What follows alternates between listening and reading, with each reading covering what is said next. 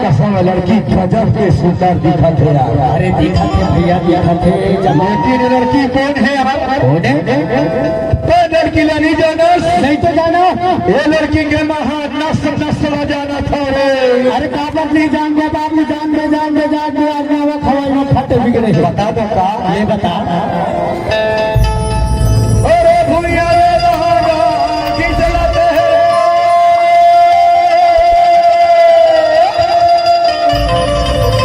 जैसे उतरे से नपरी हाय हाय हाय हाय गुलाबी कली अरे हाय गुलाबी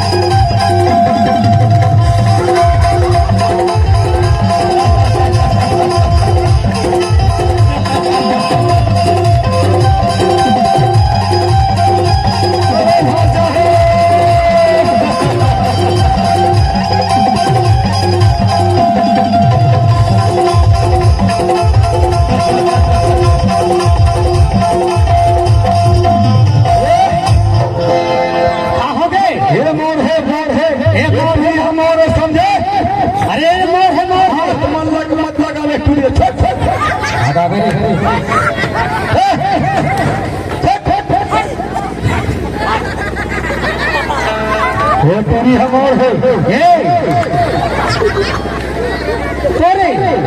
कैसे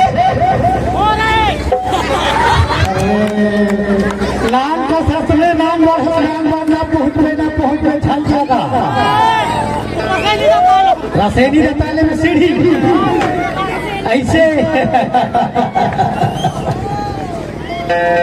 भरे जवानी